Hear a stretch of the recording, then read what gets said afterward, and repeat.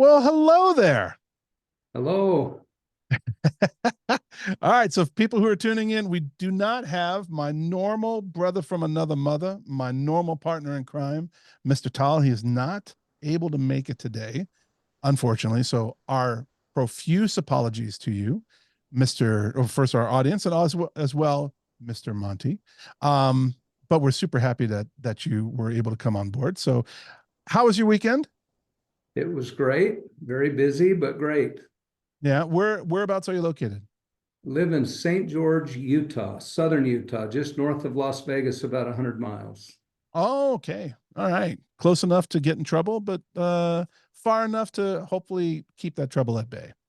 Well, I try to stay out of trouble. I lived in Vegas for 20 plus years and I didn't get in trouble then. So Wow. there's not much chance of that, I don't think.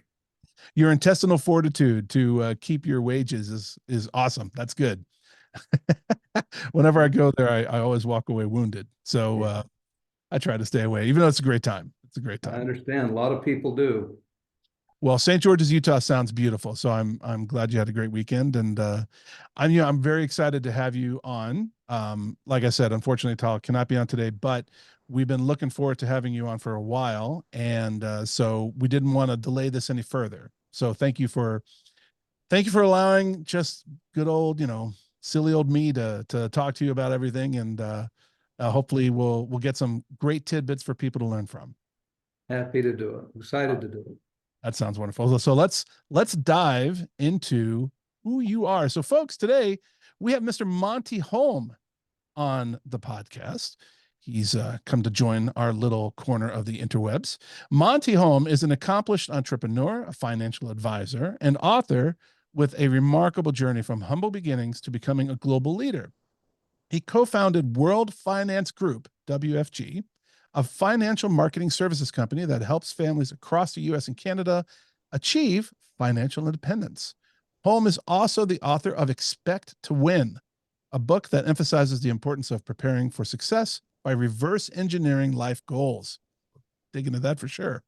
Raised in challenging circumstances, Holm discovered that the financial services industry, or he discovered the financial services industry during his college years, which transformed both his career and personal life.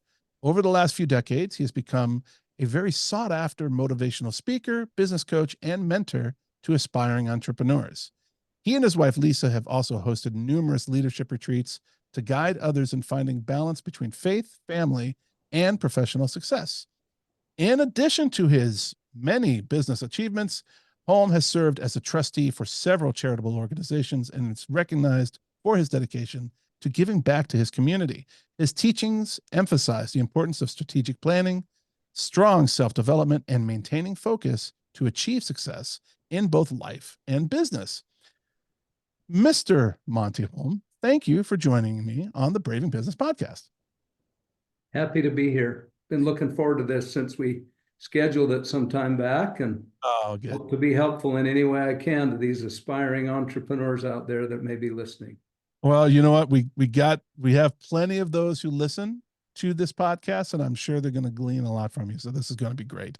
So let's dig into who Monte Holm is and where we know where you are today. Let's go back on the Wayback Machine.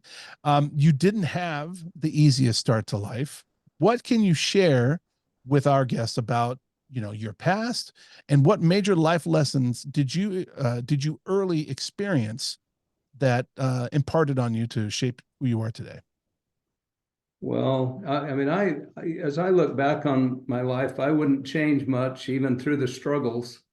I've always believed that strength comes from struggle, that the greatest wisdom actually comes from the greatest challenges. Often that's where we learn the most, and it's where we develop our will and our desires and those kind of things. My dad died when I was 14. It was actually on my 14th birthday. My father passed away of a heart attack. He was 53. And so I struggled through that and became a runaway boy. I ran away a bunch of times and finally settled in St. George. I actually had a friend there, and that friend invited me to stay with him for a few days, which I did.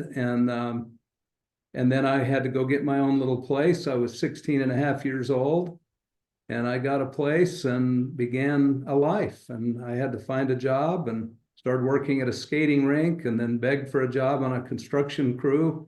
I became the grunt labor on a construction crew, and promised the guy who wasn't going to hire me, I promised him I'd be the hardest worker he's ever hired if he'd just give me a shot.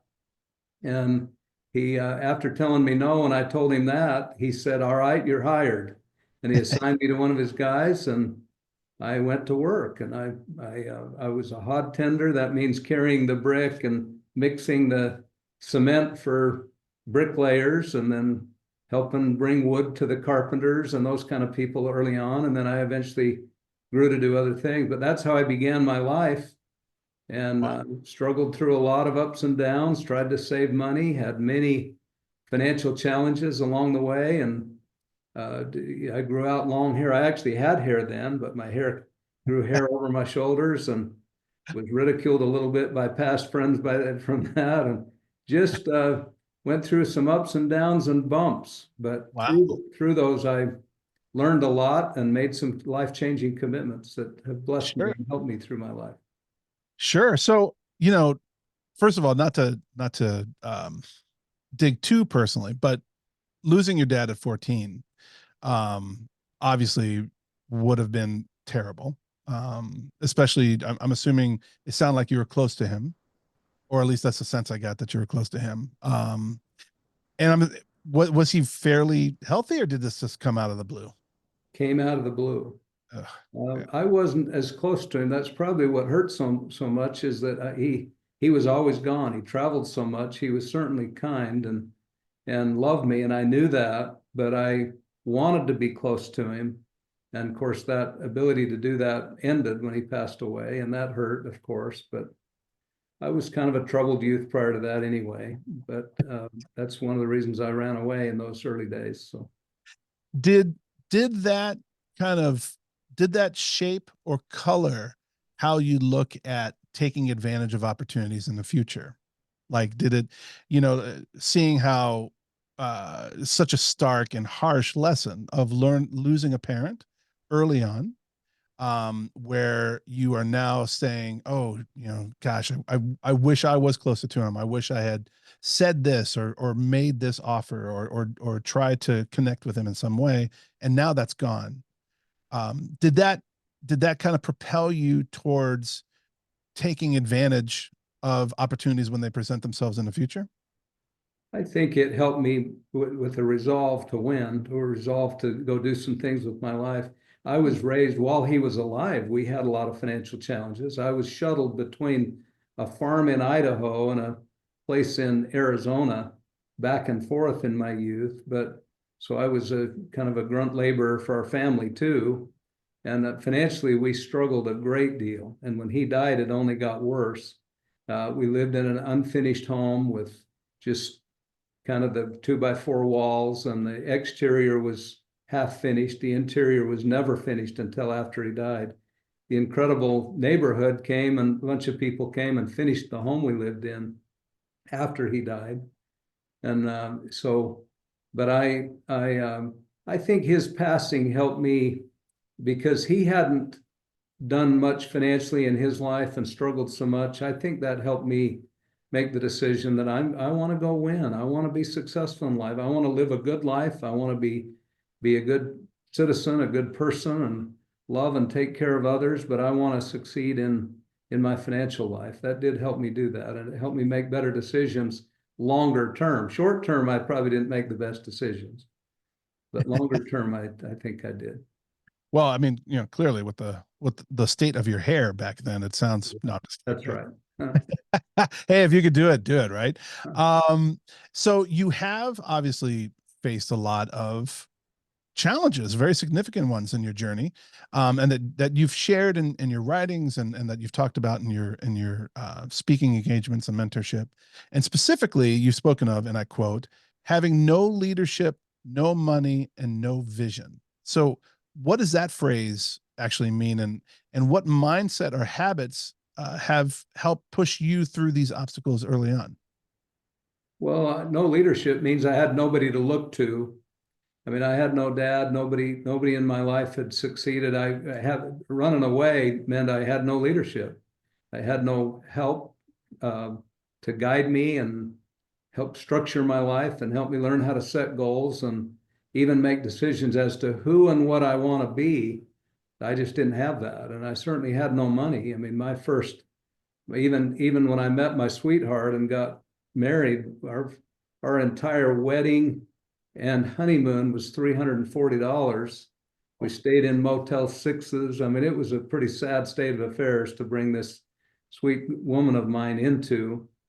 But I had no financially. We were struggling even from the day I ran away from home. We had nothing up through the time we got married and through the first few years of our married life, and no vision. I mean, I had no vision, no clear understanding of really how to pull it off and how to win.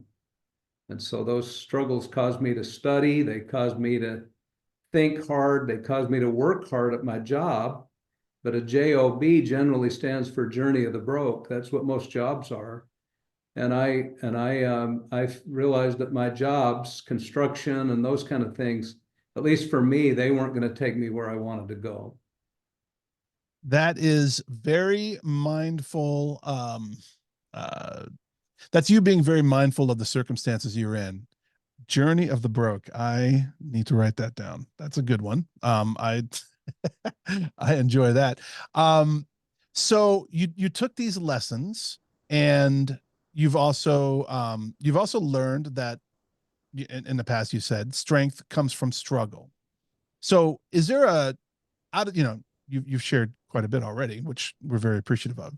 Can you share a specific story from early on in your career where you think that this lesson was crucial, the strength coming from struggle?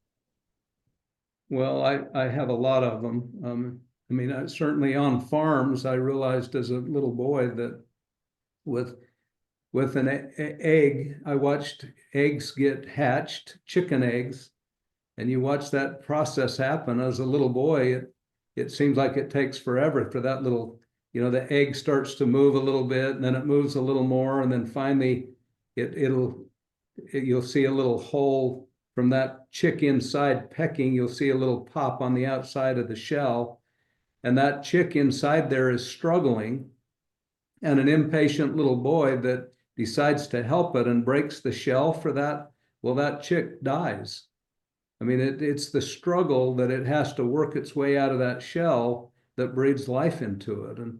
And I've always known that struggle makes you stronger. If you don't quit, it makes you stronger. I had struggles in my early days. I went to I got in the financial industry and got licensed and moved to Las Vegas. I was now married. I move into Las Vegas and I didn't have any money, and I go approach this big businessman who owned an office building, and I asked him, would you let me rent some space? And I said, I don't have any money, and I want to be honest with you, but I want to ask you to mentor me and help me. And I mean, I didn't have anybody to mentor me and help me, and I'd gotten my licenses in both insurance and securities, and I was now what they call a registered investment advisor too. I decided that was going to be my career, and I chose that career carefully. I decided in my youth, so many people are told, find something you'll like. Well, I didn't care about liking it. I wanted to look at the economics of it and make the decision of something that's going to take care of my family financially. Then I wanted to look at the service component of it. Is it going to serve others and is it going to help others in whatever I do? And the third component is whether or not I like it. And so I mean, liking it doesn't matter as much. I'll learn to love the things I'm successful at. Sure. But I met this man and I asked him, will you mentor me and help me? And will you lease me an office space? And he said no. And he chuckled. It was silly to think that he would give me an office space. And I told him, I'll take one as is, and I promise you I'll pay for it, but I just need you to give me 30 days to cover a check. And I wrote a post-dated check to him. He said, I don't know why I'm doing this, but I think I need to believe in you, young man. And he let me write him an $1,100 check.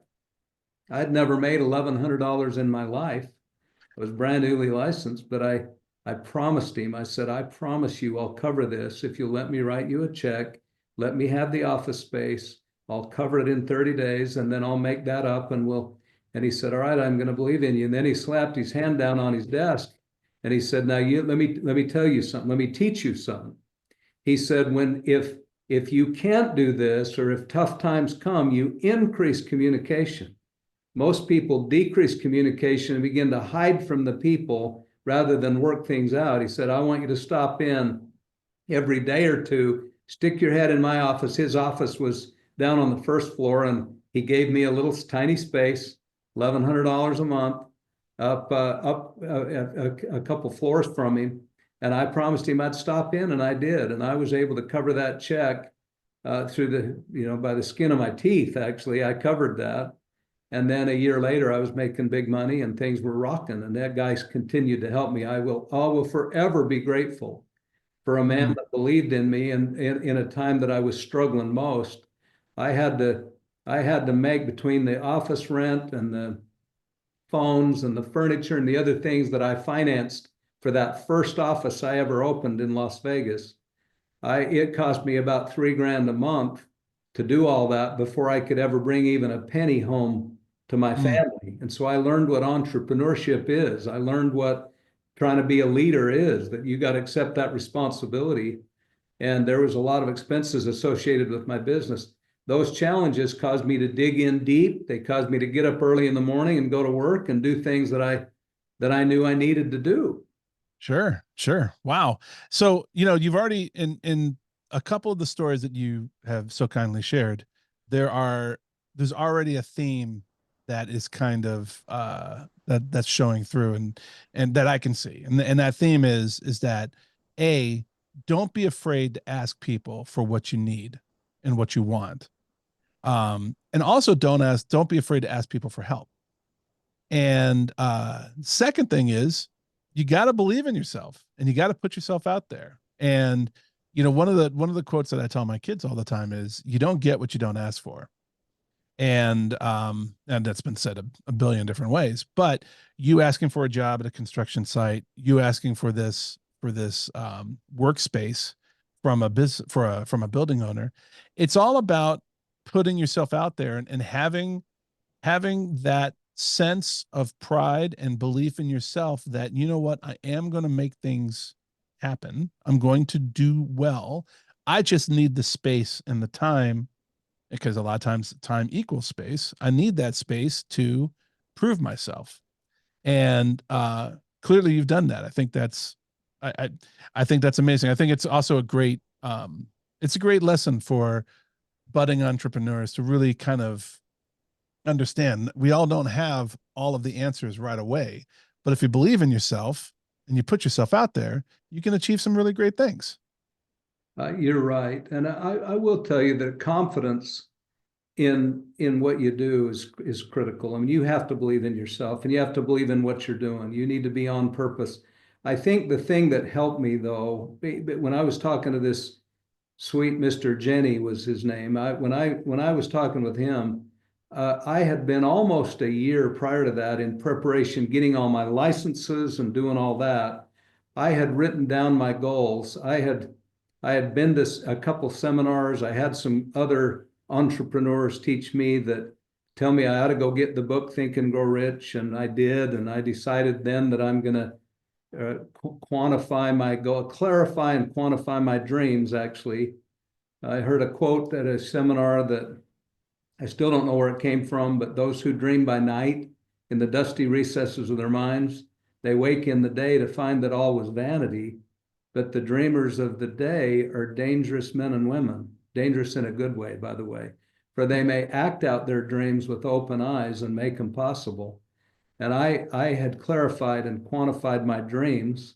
I had turned those dreams into goals, and I had turned those goals into specific plans. And those plans were so clear to me, and I knew I needed an office, and there were certain things I was going to do in that office.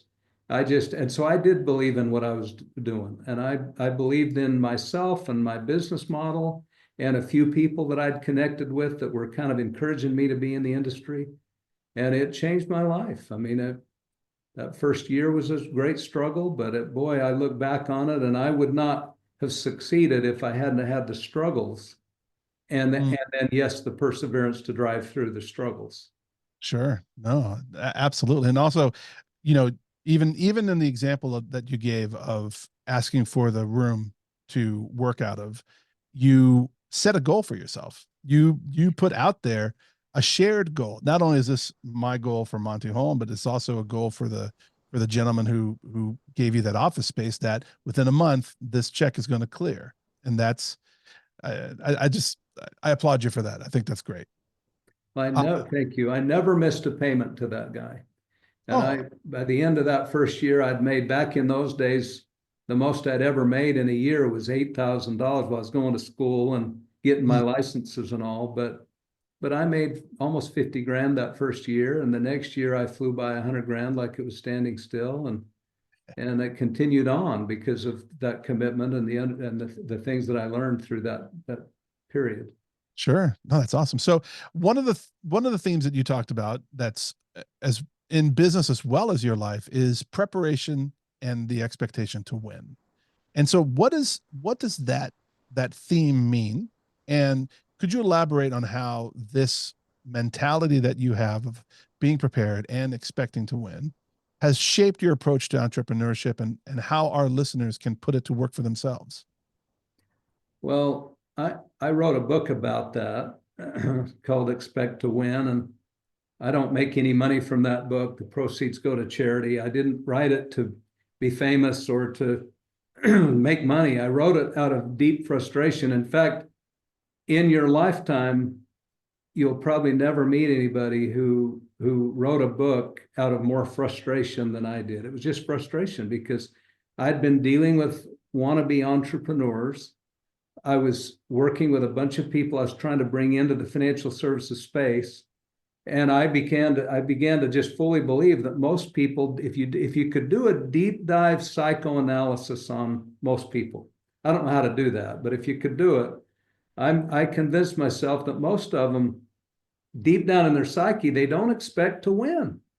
Hmm. Most people, deep in their psyche, they expect to fail, but they hope to surprise themselves and win.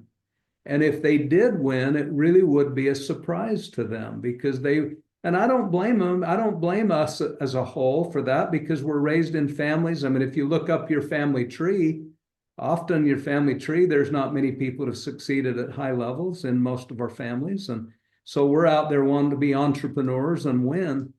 But the expectation to win, it doesn't exist in most. They hope to win, but it would be a surprise to them if they did. And so preparation and building our expectation, I think what happened with me quantifying and clarifying my goals and my dreams and goals and turn those into plans and then reading them out loud every day, morning and night, morning and night, morning and night, no matter what else was happening in my life, that helped me build a belief. Napoleon Hill says that which we persist in placing in our minds will eventually seek reality in our lives.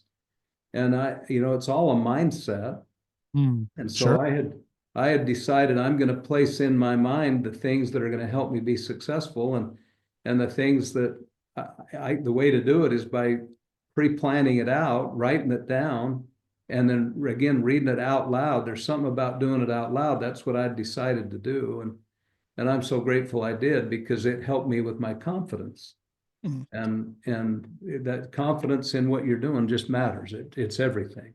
Absolutely. And I was going to say, when you're doing something so often and you are going over it and you're preparing and you're memorizing and you're creating your own mantra, that really does help solidify a base of confidence because now you know it. And even even as for an entrepreneur, as you're saying, they don't really expect to win, they're hoping to win. That focus on your future goals and you laying each brick, it's actually very ironic, you were a bricklayer early on. As you're laying these bricks on your path to your own dreams and to your own success, building that confidence, building that muscle to be able to focus on this every day and to lay out your small victories every day, and to do the tweaks that you need to do to pivot if something happens, or to get over a hurdle that comes up out of the blue. All of that builds for you to attain the success that you wish for later on. But then, as you say, you're going to expect it because you've put so much effort towards it. I think that's great. Yeah, and that's what you're building expectations. You're building confidence, not arrogance. There's a big difference between arrogance and cockiness and just confidence. There's such a thing as a humble confidence where you quietly and humbly know that you're going to win, and you get to where you believe you're supposed to win. And if you're doing the right things consistently, you will. You can't consistently do the wrong things and expect to win. Yeah. But I'm convinced that you can't consistently do the right things and fail. And so learning to do the right things and doing them consistently, and developing patterns and habits, developing habits of doing what most people won't do, it makes you a rare person. Anything that's rare is worth more. Rare coins, rare cars, rare people. And if rare people are those who develop habits of doing what most simply will not do. Yeah, you're really you're making me now think of all kinds of sports metaphors. But I mean, like, I think that when you, like, a lot of times you see athletes who are like, many are blessed with physical gifts that I could never truly appreciate myself, because I just don't have those gifts. But many athletes out there have phenomenal gifts, and there are also many athletes out there that just work their tails off and they practice all the time. And you always hear of these really elite athletes who don't practice or don't want to practice. They think that, you know what, I got this in the bag. I've done this 100 times. I don't need to do this again. And then you have really elite people like a Michael Jordan or someone of that ilk, who they practice just as hard or even harder than everyone else on the team. And they bring that mentality, that confidence, maybe a little arrogance with Michael Jordan, but you bring that confidence to the court when it counts. And that's, I think, everything you're saying makes absolute perfect sense. And it's again, building those blocks towards your path of the future. You've also talked in the past about near perfect execution, and that seems like something that, of course, like a lot of people aspire to, but struggle with. Right, executing is kind of, can be difficult. So, is there a clearer path to improve execution that entrepreneurs are looking to improve, that their execution can follow? Is there? Do you have like a, you know, execution by numbers kind of thing, or like any kind of suggestion for that? Well, a lot of people don't really have, I mean, it's like if you have a business model and a strategy and a plan that is exactly how, like, for example, I started my business knowing that my first year, by the end of my first 12 months, I wanted to make $10,000 in 1 month by the end of that first year.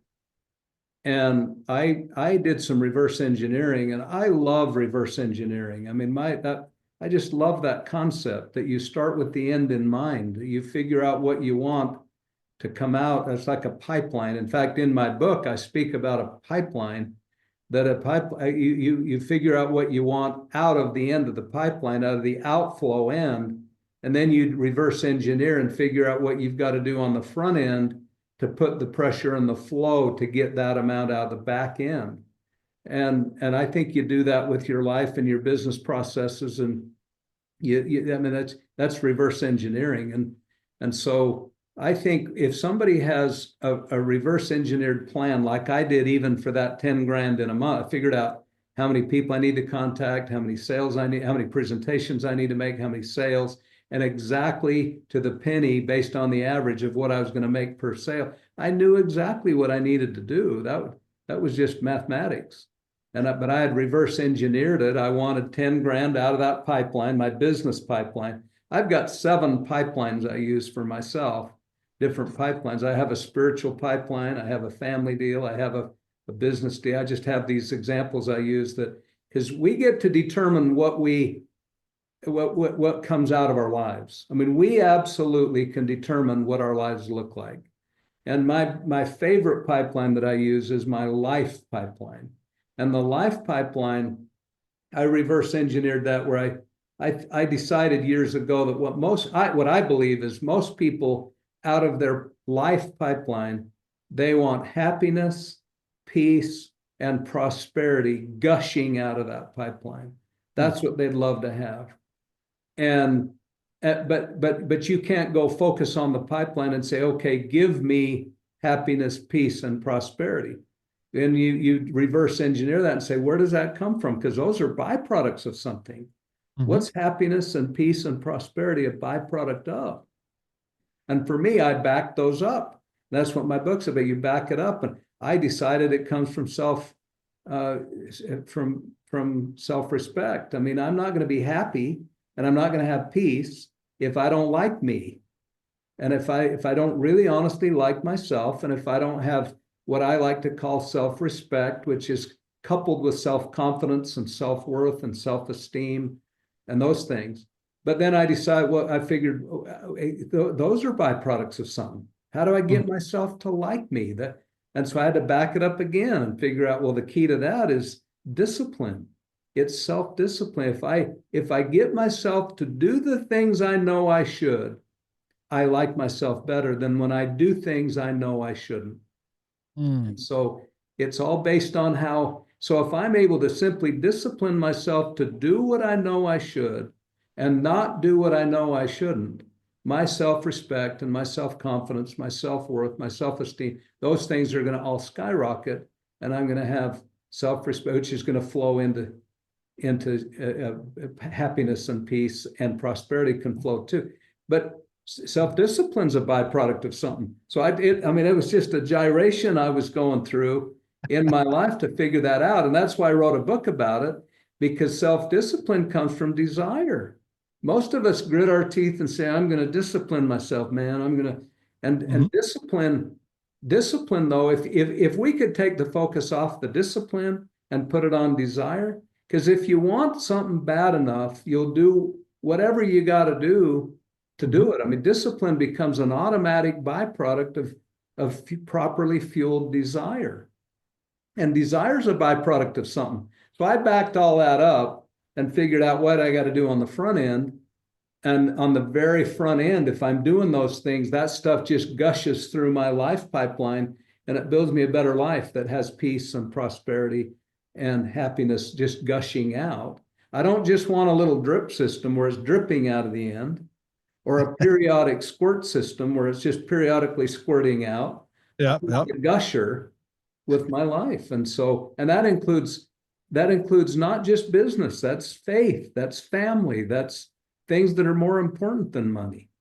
So I didn't mean to get on a rant there, but that's. Oh gosh, no. First of all, I love the intentionality of all this. I love the focus. I love the stepping back and taking a holistic view of everything. I also love the self-criticism and kind of stripping everything down and saying, where do I want to be? What's going to make me happy? Why does it make me happy? Why do I want this? And then building everything back up to there. And I think it's very philosophical, and I think I just think it's super smart, right? I think that it really easily attends to why you've been successful and where you're at, because you're attacking everything with real intentionality. And it's not so much about, that you've come up with the best widget that's out there. And it's not about you building a better mousetrap. It's about sitting back and taking a moment to really realize what your goals are and where you want to be and what you want to do and what's important to you. And then, like you say, reverse engineering all that back to say, where can I get to that's going to allow me to, okay, I'm set in this spot and now I'm ready to move forward to that goal, and I'm going to do it through these steps. And I'm going to lay some bricks and move forward that way. I just love it. I think that's great. Well, thank you. A predetermined outcome I mean, planning what kind of life you want to have. I mean, you're right. It's not a better widget. It's not, I mean, it's you figuring out who and what you want to be, but and having a predetermined outcome. Most of us don't. That's more proof that we don't expect to win. Mm. Is, I mean, everything we do, we should have a predetermined outcome. Uh, When you say win, what does that mean to you? to win means we get what we predetermined gushing out of that pipeline, whichever pipeline it is. That means we're winning. In my book, Expect to Win, I mean, most of us don't really, again, we don't expect to win, but we don't prepare ourselves. Those who truly expect to win, they plan to win and they prepare themselves to win in everything they do. Winning in business, winning in their family, winning in their spiritual life, winning, yes, even in sports. I mean, those things. I mean, I think Michael Jordan and those guys, I would say those guys, their drive, their determination, their desire is what fueled their discipline. And that discipline fueled their confidence, etc. It's the same thing. Those who expect to win, somehow it boils down to the first part of that, the entry part of that pipeline, not the end of it. It's the early part. They were able to see the vision of it, and they were able to develop the plan for it, and then absolutely they were able to then get it so where it's so crystallized in their mind as to who and what they want to be, that the discipline piece of it becomes an automatic for them. Sure. I think it's really, this is fascinating. And the reason why I say that is because a lot of times I think entrepreneurs, they come up with the better mousetrap. God bless them. They figured out the right thing that society needs, that's going to solve ills, and whatever that product or that service is, that's great.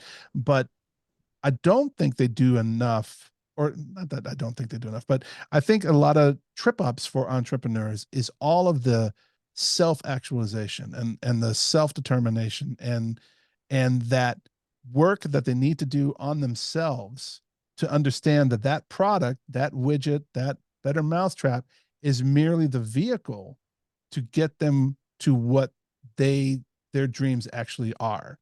And I think your process, your thought of taking a step back to really looking at everything holistically, reverse engineering everything back, makes a ton of sense, because if you don't know where you're going, you can't build how to get there.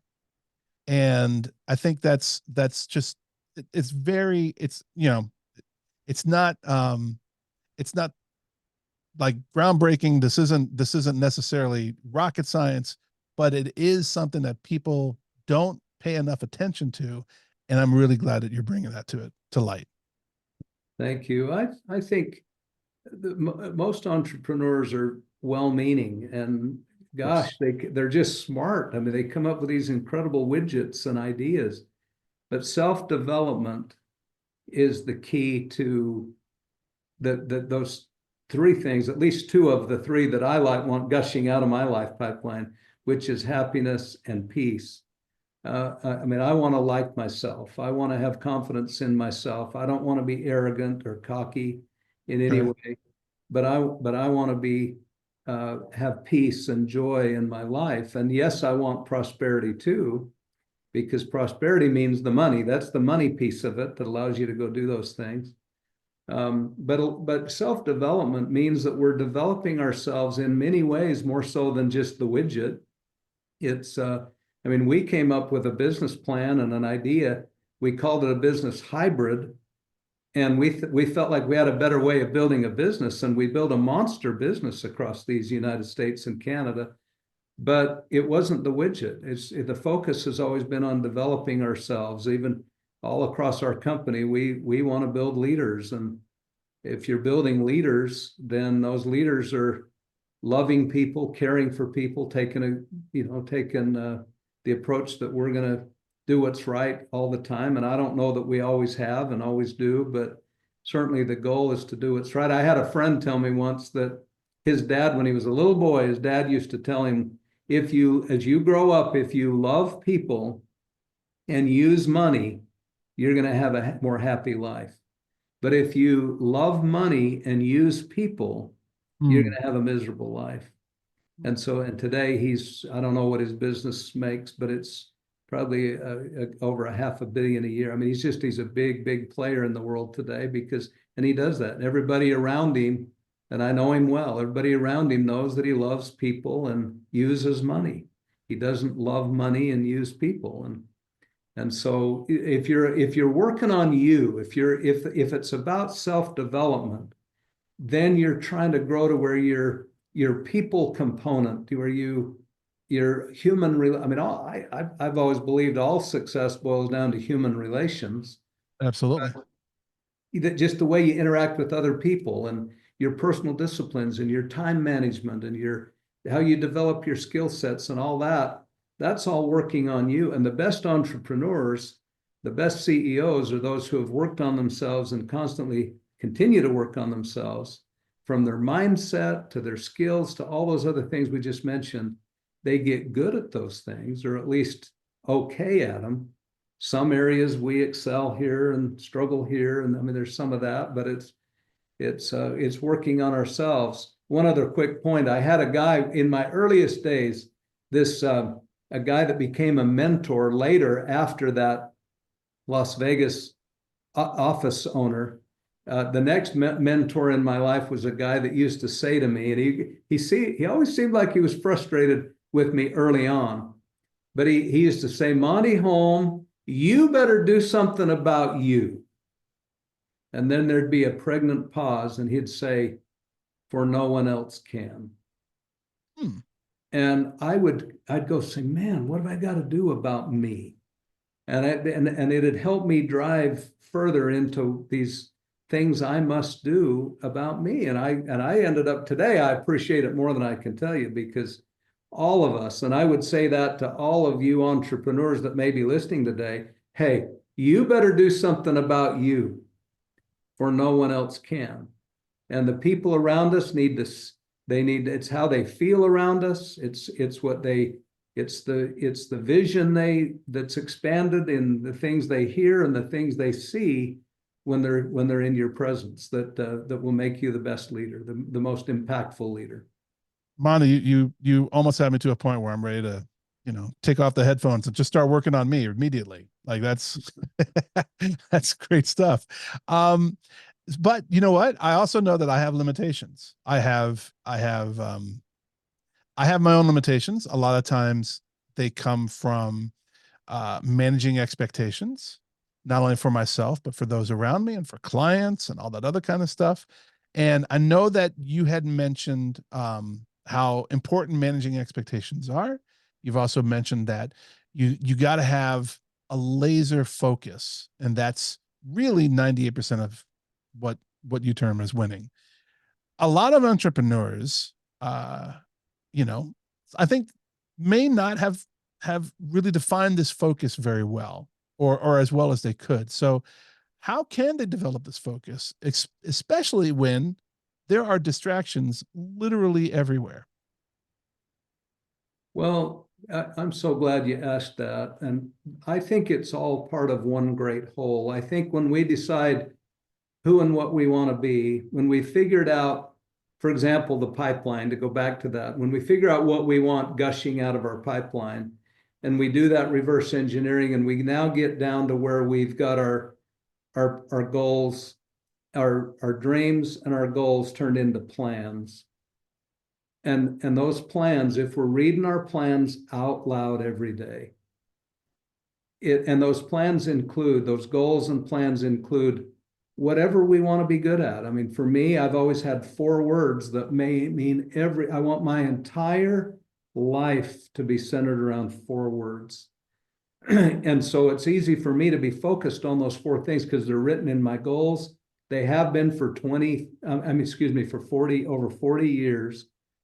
PJ, for 40 years, I've planned every year. I've pre-planned the year before the year comes. I won't let January 1st come without having that next year pre-planned out in these 4 areas. It's faith, family, finance, and fitness. I have those things planned out, and I'm not perfect in them. But I've mastered the ability to not get myself to let a new year come in without knowing what I want to do that year in those 4 areas. And so that laser beam focus comes from, I mean, it takes discipline in this crazy world. I mean, there's so much going on in the political landscape and just in the world affairs and the news and social media and our families and our business. And there's some, but to spend 3 to 5 minutes, most of us can't get ourselves for 3 to 5 minutes a day. This just shocks me. And it frustrates me that we can't pre-plan it out and then read it out loud for 3 to 5 minutes in the morning. I mean, it changes your life. It changes what you think about.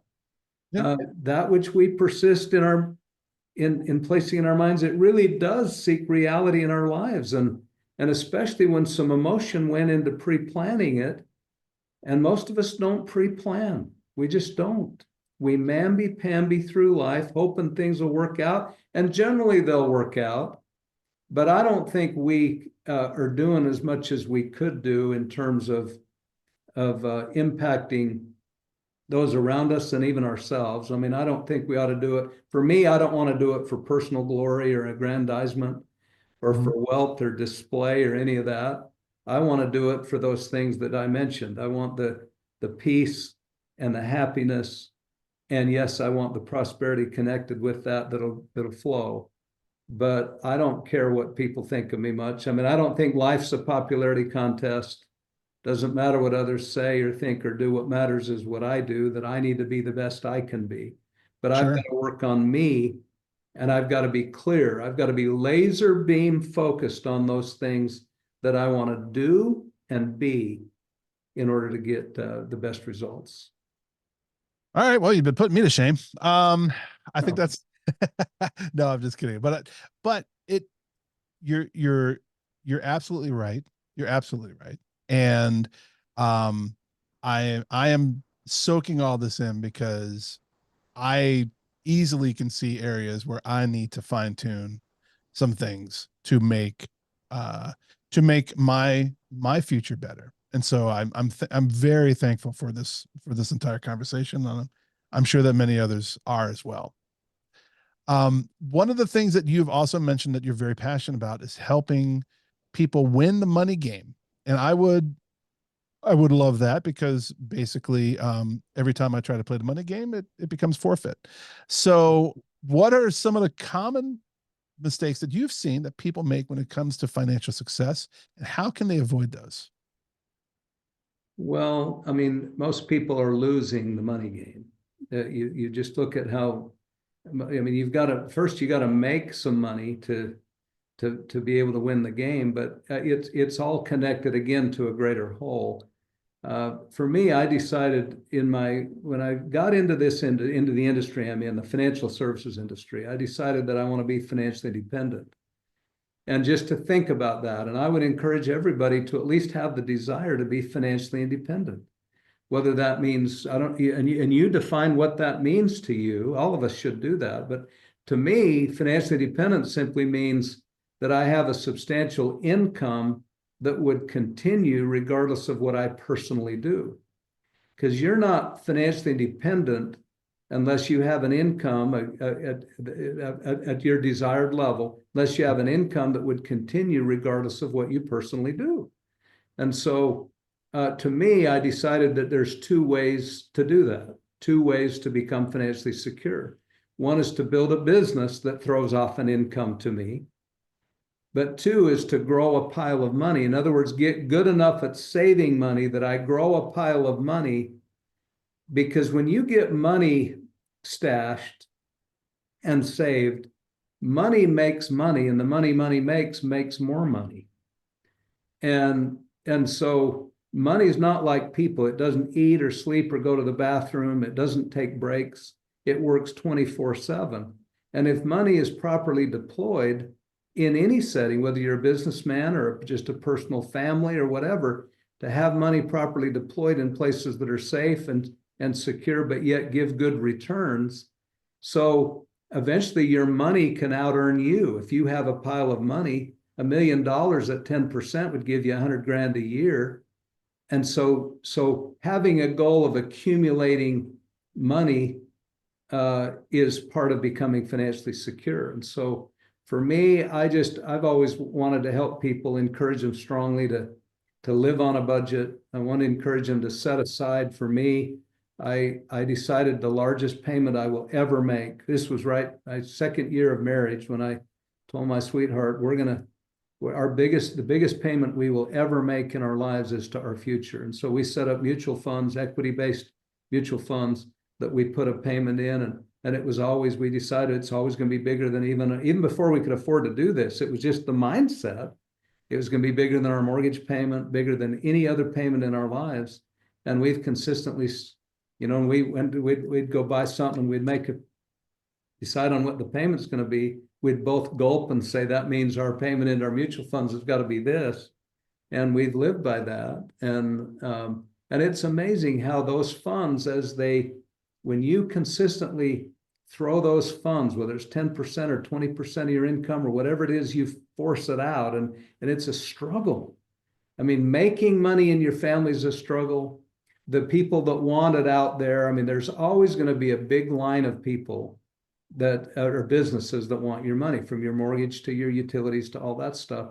But to peel off some of that, I've always envisioned my wife and my kids at the front of the line, in front of all those other mortgages and all those other folks, and they're going to get the biggest percentage of my income, and it's going to be stashed.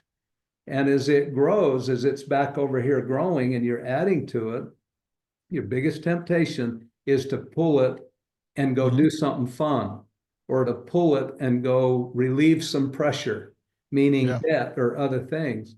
But I don't care what's happening. I'm going to continue to stash some over there, and I'm going to continue to struggle with bringing it in. And over time, though, eventually this one gets so big that it's actually out earning you, and it can get big enough that it makes your family financially dependent. But having a plan with actual numbers that fit you and your family and what you're doing matter. I think everybody's going to be different. I mean, I had little goals initially, but they got bigger and bigger over time, and that stuff grows. And it should grow. It should grow, absolutely. And I love the fact that, not only are you setting goals, just like I mentioned before, when you wrote the check a post-dated check to Mr. Jenny, that is a goal that you have to attain, because now you're forcing yourself to meet that goal. And just like you're saying with how much you're going to squirrel away for your family, because that's your most important goal, you are forcing yourself to save for them. And I think that is a mindset switch where it's, again, kind of like reverse engineering. A lot of people are like, I need to make enough money to satisfy all of my debts and all of what's needed, and then after that I'm going to try to save some. And you are starting out, no, I'm going to save some first, and then everything else I'm going to just figure out through struggle. And I think that is why you've been successful, because you've kind of forced yourself down this path. And as we know with pipelines, force helps things flow better. Well, hopefully. I'm not a plumber, so don't quote me. But hopefully it helps you. So how do you personally stay motivated and focused as you start working on new goals? And what advice would you give to entrepreneurs about burnout? Like, have you been burnt out? And how do you think someone who's starting out can avoid feeling burnt out? Well, great question. And again, thank you. I hope this is helping somebody out there in the world. I guarantee you it is. I would just tell you that burnout comes from not having the next big vision of who and what you want to be. For me, I've never really suffered from burnout, because I don't let the new year come without having the next year pre-planned. And the next year is pre-planned with specificity, so that I know what the big goals are. I mean, I know what trips I want to take that year. It takes some time. It takes some serious thinking to pre-plan a year. of I want to take my family. I mean, for example, we decided years ago that we're going to have every quarter we're going to do something. Every week I'm going to take my wife on a date, but every month I'm going to take her on a overnight or somewhere and go do something fun. But every quarter we're going to go do something a little bigger. And same with our kids and now our grandkids. We live on this farm with all of our kids building around us right now. I mean, there's construction going on outside right now, and we're in our new home. But this farm, somebody asked me the other day, "What's your crop? You're a farmer. What's your crop?" I said, "Grandkids." So that's my new crop. But anyway, to pre-plan trips and fun things every quarter, something a little bigger every year, much bigger. One of the 4 quarters is going to be a bigger trip or something really fun. We just got back from Cabo last week. So we go do some fun things regularly, and we build those into those plans. But if you're starting a year with a vision of that year of what you're going to do, and it's got the fun built into it, it's got the business component. For me, it's faith, family, finance, and fitness. And the fun, those are all F words, by the way. F words are they're my favorite words. There's also some despicable F words, but there's some great F words. And fun is another good word. And the fun is built into all of them with the trips and the fun things with our family. But you don't get burned out if you plan that stuff out. You don't get burned out if you have some fun things planned with your family and with your, even from a business standpoint. And yeah, and also F words, PJ, just real quick, speaking of F words, let me finish a thought. I hadn't thought of this earlier, but I want to say it to you. That my favorite F words are faith, which ought to be the foundation, at least for my life, family, fidelity, financial frugality, and fitness. The key to fitness is the food we eat, how much, what it is, and how much of it. And that can turn into fun. And then there's an overarching some words that if we do those right, if we do faith, family, finance, and fitness right, then we have some other words like fortune. We can build a fortune and have good fortune. And freedom. Freedom's my favorite F word because it builds financial freedom. It builds freedom from debt, freedom from pain, freedom from issues because we're doing things the way we should. And all that's just, we ought to predetermine that stuff. Most of this is just a choice. And we get to plan it out. Our lives can look like, they can look like we would dream of them looking like. But it's not going to happen without some pre-planning. And it's not going to happen without us putting some effort in. I mean, it's like plans for a house. This house I'm in right now, my wife and I may have the plans created for. It's always amazed me how a house resembles the plans for that house, and it's always pretty darn close. And our lives can look like the plans for our lives.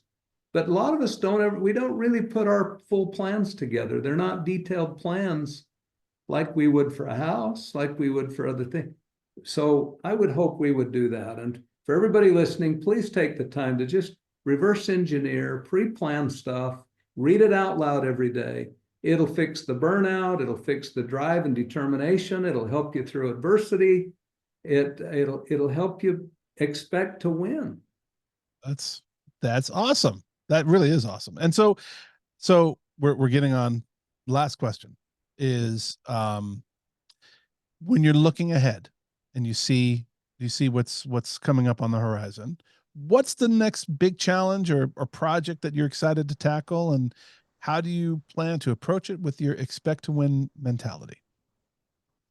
Well, for me, I've been financially, I'm so grateful, but I've been financially independent for decades, many decades, and I'm grateful for the opportunities I've had, and yes, some of the luck and all that stuff too, and even the adversity. I'm grateful for that. But for me personally, the best thing I can do as I look into the future is try to help the next generation. And so I am, I'm coaching some other business leaders that I love to do here locally and nationally. I'm doing some of that. I love to help others that want to win. my grandkids every other Monday night at 6:30.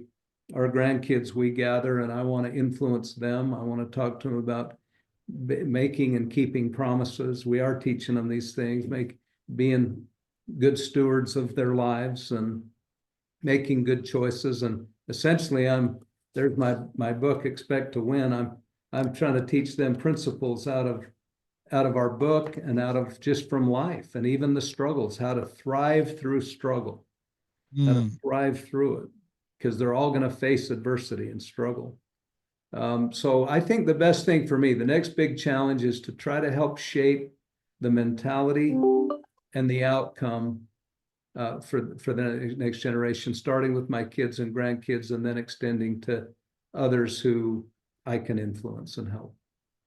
That is wonderful. Monte, if people want to get a hold of you, if they want to subscribe to any of your potential coaching lessons, if they want to subscribe to anything that you have coming out for regular content, they want to buy your book, where do people reach you?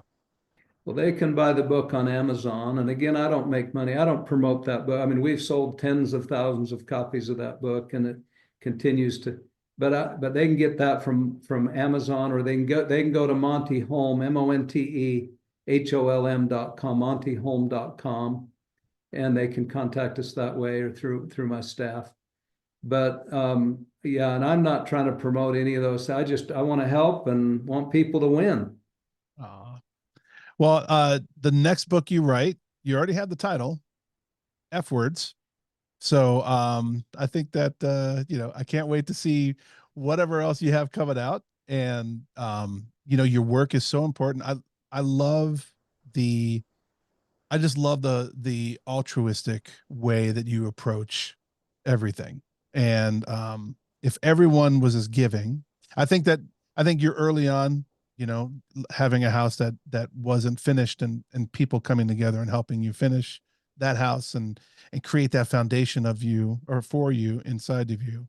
Um, Obviously you're returning the favor now. And I think that's wonderful. So everyone can use a helping hand, and everyone can always help each other out. And I think it's important for society as well. So, well, thank you, PJ. Great to meet you and to get to know you. I've listened to you, and Tal, you guys are doing a great job. Thank you for your work and your effort. You're making a big difference in this world. So keep it up. Well, not as big of a difference as you are. Folks, today we've had Monte Holm, financial services guru, self-made man, motivational speaker, and a guy who really knows how to expect to win. Plan out your future, get your blueprint for your future built, and you can enjoy that future house. Thank you so much, Monte. Thank you for being a part of their show. Thank you, PJ. Enjoyed being with you.